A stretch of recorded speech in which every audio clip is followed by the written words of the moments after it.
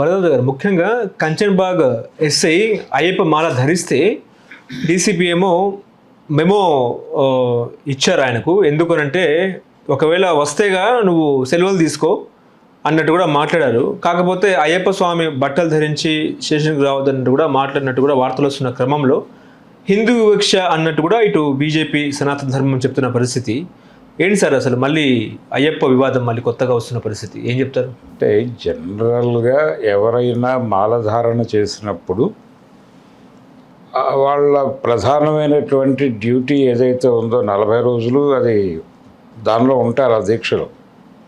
ఈ 40 రోజులు కూడా వాళ్ళ బొట్లు అవి పెట్టుకొని యూనిఫామ్ వేసుకుని అంటే వాస్తవానికి వాళ్ళకి ఒక పద్ధతి ఉంటుంది, వాళ్ళు చెప్పులు వేసుకోకూడదు. అవును. కానీ ఒక పోలీస్ డ్యూటీలో ఉన్నప్పుడు ఖచ్చితంగా షూ వేసుకోవాల్సిన పరిస్థితి ఉండొచ్చు. ఉన్నప్పుడు షూ తీసేసి ఉండటం అనేది ఆయన డ్యూటీకి ఇబ్బంది కలిగించే అంశంగా మారే ప్రమాదం ఉంది. చాలామంది ఏం చేస్తారంటే జనరల్గా డ్యూటీ వరకు ఆ యూనిఫామ్ వేసుకుని ఆ బొట్లు పెట్టుకుని యూనిఫామ్ వేసుకుని షూ కూడా వేసుకుని మెడలో ఒక నల్లటి కండువా వేసుకుని డ్యూటీ చేస్తున్న వాళ్ళని చాలామందిని చూస్తాం మనం. అంతవరకే ఉంటారు. అలా కాదు, లేదు నేను నిబంధనలు పూర్తి స్థాయిలో పాటిస్తాను అని ఉండొచ్చు ఆయన. ఒకవేళ అన్నాడో లేదో మనకు క్లారిటీ లేదు. కానీ అలాంటి సందర్భం ఏదైనా జరిగినప్పుడు మీరు సెలవు పెట్టండి, ఎందుకైనా మంచిది. అంటే డ్యూటీకి ఇబ్బంది కలుగుతుంది కాబట్టి మీరు ఆ ప్రాపర్ యూనిఫామ్ లేకుండా ఉన్నప్పుడు ఏదో ఒక సెర్చ్ మీద వెళ్ళాల్సి వస్తుంది, రష్ అవ్వాల్సి వస్తుంది, ఎవరి వెంటో పరిగెట్టాల్సి వస్తుంది.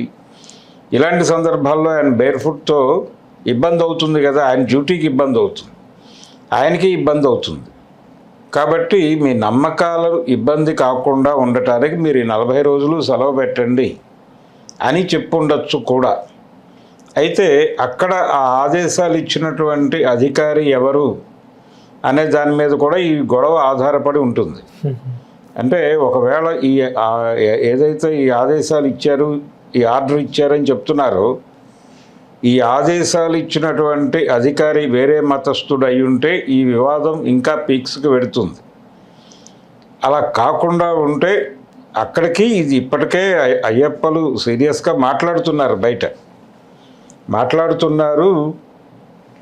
ముఖ్యమంత్రి గారు చొరవ తీసుకొని దీనిలో జోక్యం చేసుకొని మాట్లాడాలి. పైగా ఆయనే హోంమంత్రి కూడా. హోంశాఖ ఎవరికీ ఇవ్వలేదు, సీఎం గారి దగ్గరే ఉంది అది. కాబట్టి వారే హోంమంత్రి కూడా. కాబట్టి ఆయనకి విజ్ఞప్తి చేసుకున్నారు అయ్యప్ప భక్తులు, అయ్యా ఇలా అయితే కష్టం అని. కష్టం అనేది నిజమే, కానీ మీరు నిర్వహించేటువంటి వృత్తులని కూడా కన్సిడరేషన్లో తీసుకొని మీరు కూడా కొంచెం పట్టువిడుపుల్లో వ్యవహరిస్తే ఇటువంటి ఇబ్బందులు తలెత్తకుండా ఉండడానికి అవకాశాలు ఉంటాయి.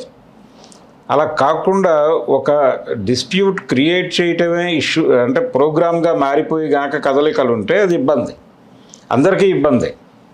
పైగా చాలా సెన్సిటివిటీ, మనోభావాలు అనేటువంటివి అణ్వాయుధాల కంటే ప్రమాదకరంగా తయారైన సందర్భంలో మనం బతుకుతున్నాం. ఎందుకంటున్నానంటే ఈ మాట, ప్రతి చిన్న విషయాన్ని కూడా దాన్ని భూతద్దంలో చూపించి ఇక్కడేదో జరిగిపోతుంది. ఇప్పుడు ఎలా తయారైంది ఆర్గ్యుమెంటు? హిందూ మతానికి సంబంధించి వివక్ష జరుగుతోంది అంటే ఇక్కడ కాంగ్రెస్ ప్రభుత్వం అధికారంలో ఉంది. కాంగ్రెస్ ప్రభుత్వాలు అధికారంలో ఉన్న ప్రతి చోట ఇలాగే జరుగుతుంది. కాంగ్రెస్ పార్టీ అధికారంలో ఉండగా, కేంద్రంలో అధికారంలో ఉన్నప్పుడు ఇలాగే జరిగింది. సంతుష్టీకరణ రాజకీయాలు జరుపుతారు వాళ్ళు. ఆ సంతుష్టీకరణ రాజకీయాల్లో భాగంగా మైనారిటీలకి బిస్కెట్లు వేసి, ఆ మైనారిటీలకు వేసే బిస్కెట్లని హిందూ మతం ఖాతాలో నుంచి తీసుకెళ్ళి అక్కడ వేసి వీళ్ళకి అన్యాయం చేస్తున్నారు అనేదే ప్రధానమైనటువంటి ఆరోపణలు దశాబ్దాలుగా. ఈ ఆరోపణలతోనే వాళ్ళు జనాల మనసులు గెలవగలిగారు, ఉదారవాదాన్ని చంపేయగలిగారు. చాలా పనులు ఈ ఆయుధంతోనే చేశారు వాళ్ళు. కాబట్టి ఇక్కడ అధికారంలో ఉన్నది కాంగ్రెస్ ప్రభుత్వం కాబట్టి మరికొంత కాన్షియస్గా వ్యవహరించాల్సిన అవసరం ఉంటుంది. ఇప్పుడు ఇమ్మీడియట్గా వాళ్ళు ఆల్రెడీ రోడ్డు మీదకి వచ్చి మాట్లాడటం మొదలుపెట్టారు కాబట్టి ఈ ఆదేశాలు ఇచ్చినటువంటి అధికారిని కొంచెం కంట్రోల్ చేసి అతన్ని కూడా కూర్చోబెట్టి, ఎవరైతే మాలధారణ చేసినటువంటి ఎస్ఐ గారు ఉన్నారో వారిని కూడా కూర్చోబెట్టి డ్యూటీ టైం వరకు డ్యూటీ అటైర్లో ఉండండి, ఆ తర్వాత మీ పద్ధతుల్లో మీరు ఉండండి. అది చాలామంది యాక్సెప్ట్ చేసి ఆ పని చేస్తూ ఉన్నారు. ఆ ప్రాక్టీస్ నడుస్తోంది, కొత్త ఏం కాదు ఇది. మనం చాలామందిని చూస్తాం, పోలీస్ ఆఫీసర్లే కాదు, చాలామంది విధి నిర్వహణలో ఉంటారు. అలాగని వాళ్ళ అటైర్ని వాళ్ళు చేయాల్సినటువంటి విధి నిర్వహణకు అవసరమైనటువంటి పరికరాలు ధరించకుండా ఉండరు. అవి ధరిస్తూనే ఈ పని కూడా చేస్తారు. కాబట్టి దీన్ని బ్యాలెన్స్ చేసుకోవటం అనేది జరగాలి. అది చేయటానికి కొంచెం ఉదారంగా వ్యవహరించాలి. కానీ ఉదారంగా వ్యవహరించే పరిస్థితి అక్కడ ఉండనివ్వడం లేదు. అది గొడవ ఉంటుంది జనరల్గా. పోన్లే అని కన్సిడరేషన్లో తీసుకొని, సార్ నేను అవసరమైన సందర్భాల్లో ధరిస్తాను, లేకపోతే కనుక నేను పక్కన పెట్టేస్తాను, ఇలా మాట్లాడుకుని ఒక సుహృద్భావపూరిత వాతావరణంలో ఉద్యోగ ధర్మాన్ని, బాధ్యతల్ని నిర్వహిస్తున్నటువంటి ఉద్యోగులు కూడా ఉన్నారు చాలామంది. అసలు అక్కడ వివాదం ఎలా మొదలైంది, వారు సెలవు తీసుకోమని చెప్పారు కాబట్టి తప్ప డిస్మిస్ చేయాల, వారిని విధుల నుంచి బయటకు గెంటేయలేదు. సెలవు పెట్టి మీ బాధ్యతలు, మీరు భక్తుడిగా మీ బాధ్యతలు మీరు నిర్వహించి రండి అన్నాడు ఆయన. అంటే ఆయన కొంచెం కటువుగా నియమాలని పాటించాలి అనుకున్న సందర్భంలో ఇక్కడ డ్యూటీలకి దానికి మ్యాచ్ కాకపోవచ్చు. టైమింగ్స్ కూడా ఇప్పుడు సపోజ్ ఒక 15 రోజులు ఆయన పెట్రోలింగ్ డ్యూటీ లాంటిది వేశారనుకోండి, ఆయనకి వేరే భజనలు అవి ఉంటాయి, వాటికి ఇది డిస్టర్బెన్స్గా మారుతుంది. మారిన సందర్భంలో ఆయన ఇంకెవరినైనా నియమించమని అడగచ్చు అక్కడ.